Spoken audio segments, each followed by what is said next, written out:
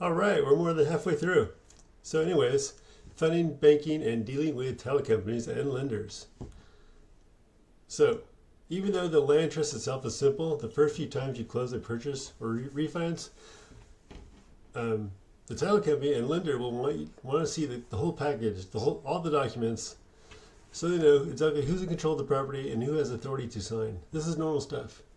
Just be ready to provide all those documents if you want to do anything beyond the first purchase and sale agreement.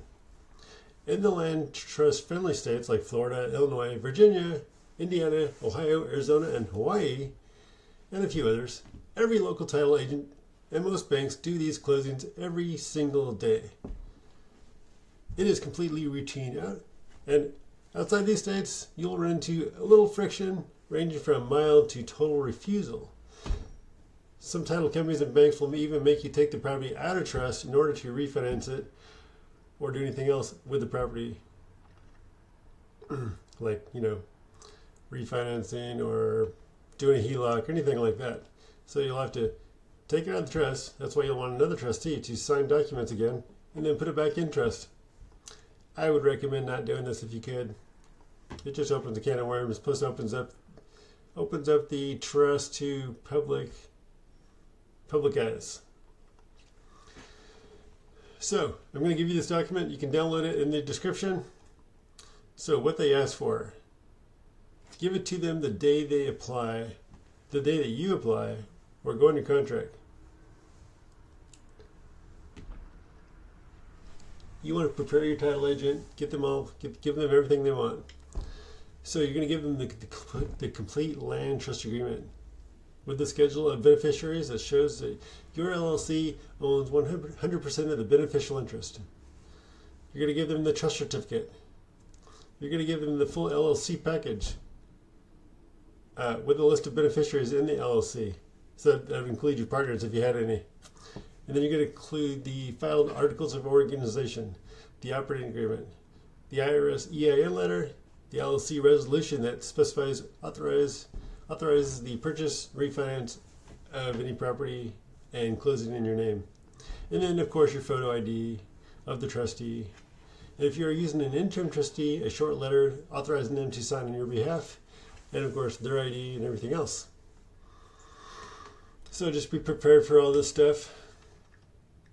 So banking and getting loans. Most banks, credit unions, portfolio lenders in Florida, Illinois, Virginia lend to land trusts without blinking an eye. However, big national banks, online lenders, and some out-of-state banks still get nervous. They won't even touch a land trust or any other trust outside of maybe a revocable trust. They don't want to lend on a trust. They'll make you take it out of trust before they lend on the property. You can do this, but you would want to put it back in trust as soon as you get the loan, as soon as you get the refinance or HELOC or whatever you're doing. So a lot of times the banks will require a personal guarantee from the LLC members, and this will eventually become public. They'll ask you to deed the property out of the trust into the LLC or out of the trust into someone's personal name. I would suggest you just do it into the LLC. That's a whole lot easier and less public scrutiny. And if they ask you to put it in your personal name, I would refuse that loan completely and go to some other lender. So, how to avoid last-minute problems? Ask the lender on day one, do you close loans with title held in the land trust with an LLC as the beneficiary? They're going to tell you yes or no. If they say yes, then give them everything. Give them all your documents, including everything you have, including the beneficiary, the operating agreements, everything, EIN.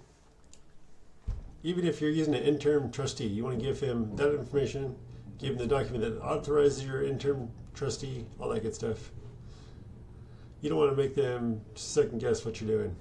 So bottom line, hand over the full trust package, the full LLC package, operating agreement, everything. Get written confirmation from the lender that this is fine to go forward with. And closing would become painless. Pick the wrong lender or spring it on them at the last second, and the transaction will probably fall apart. So do some simple homework on the up front on the lender, and should be no problem. You know, most lenders will either do it or they won't. There's no in between. They're just going to do it or they won't. That's it. See you in the next video.